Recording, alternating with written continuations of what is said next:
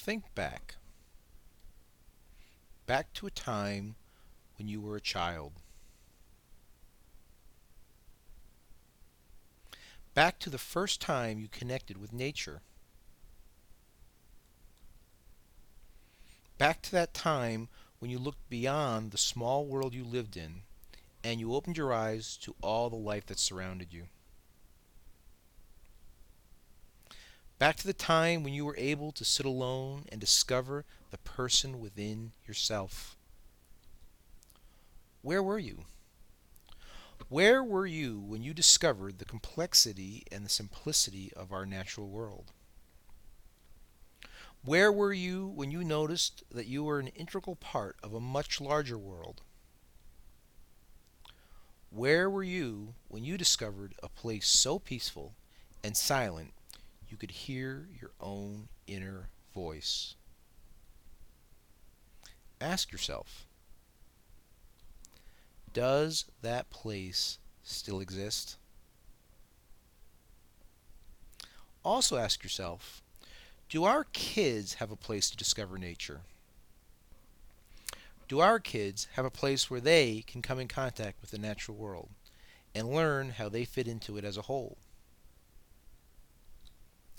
Do our kids have a place to go where they can hear their own inner voice? And what if they don't? Can our kids be citizens that protect, preserve, and provide stewardship of our natural resources if they have never experienced nature? Can our kids be global leaders if they do not understand how they fit into the world in which we live? Can our children develop a sense of inner peace if they have never experienced a harmonious, natural, peaceful environment? What the experts say. The experts say that the lack of interaction with the natural world has a name, nature deficit disorder, and it affects our children's ability to learn, to interact with others, and to know themselves. They say we need to provide an environment where children can interact with nature in both a structured and an unstructured manner. I want to take a moment and think about this idea of unstructured time in nature. Many parents in the suburbs say, my kids have access to nature all the time, and they're outdoors all the time. They're involved in outdoor sports, they go to summer camp, they do horseback riding, all really great activities. But is it really unstructured? And what's the benefit of unstructured time in nature? A great way to see the difference between unstructured time and structured time outdoors is to think about an organized baseball game versus a sandlot baseball game. In an organized baseball game, everything is basically prearranged and set up. The child just needs to arrive and participate. The rules are set, the umpires are set, who's on what team is set, the field is set up, everything's done. A sandlot game is quite different. Nothing is set up.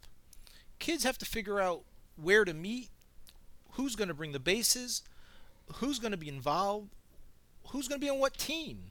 What happens when there are not enough kids to make a full team on each side? What happens when the play is too close to call? Who gets the call? There are no umpires. They have to negotiate as a group and figure out what's going to work for everybody to keep everybody happy. Those skills are really valuable later on in life, and that's the kind of thing that unstructured time in nature gives you. Another great example of unstructured time in nature are tree houses. As parents, we want the best for our kids, and we want to give them things that we never had as children.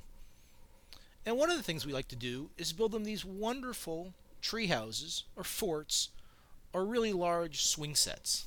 But there's a lot to be said for building a tree house yourself. Getting your friends together, finding materials, designing it, building it, that's just part of the lessons to be learned. The real thing you get out of building a treehouse is climbing up in the tree and standing on something that you built yourself. It's a chance to be out in the woods and see what you're made of, to do something that is uniquely yours. When you think about it, our children don't often have the opportunity to do something that is uniquely theirs. Being outdoors in an unstructured natural environment offers them just that, and that is very important to their development. The experts also say that we should use nature as a platform to deliver a curriculum and develop enrichment programs that teach students to be stewards of our natural resources. So, how do we do it? Unplugged learning. What is unplugged learning? Unplugged learning is a set of ideas and concepts about nature-based education, a set of stewardship programs integrating the school with the community, and a supporting infrastructure. Unplugged learning is anything we would want it to be. It's a set of ideas made and structured around Avon and Avon's needs. So where do we start? By involving everyone. We seek the expertise and involvement of Avon's community organizations, schools, government, and individuals. The key to getting the community to work together is to make sure we are all working on the same problem. To hear a term like nature deficit disorder, it's simple to think that you have a clear understanding of what that really means. But if we all start to develop our own definition of what that means to us, and we all come up with a solution, we will start arguing about what the right thing is to do, convinced that we have the best solution. In reality, everybody will be right because we have the best solution to 5 or 6 different problems. Like the parable of the 6 blind monks describing an elephant, you will come to a different conclusion depending on your perspective of the problem. So, as a community, we need to develop a shared understanding of the problem. Once that occurs, we need to define some target projects that address the problem, organize together around those projects, and start working on the solutions. To do that, we're proposing 2 events. The first is our One Town, One Book event. As of January 20th, we have been encouraging everybody in Avon to read the book Last Child in the Woods by Richard Louv.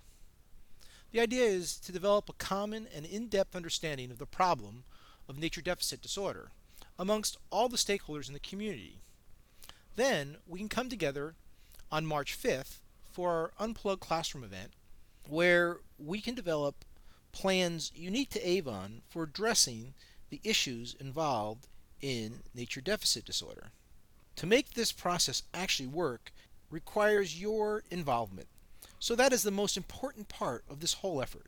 So please, read Last Child in the Woods. Encourage others in your community to read it. Come to the event. Come with ideas on how to address some of these issues. Listen to other people's ideas while you're there. And volunteer where you think you can do the best good. A limited quantity of the book Last Child Left in the Woods can be purchased for just $5 on your credit card by going to the website www.avonlandtrust.org/unplugged. While there, please read the comments on our blog about the Unplugged Classroom and feel free to put down any comments that you may have. Also, don't forget our Unplugged Classroom kickoff event on March 5th to be held at the Avon High School starting at 7:30 p.m.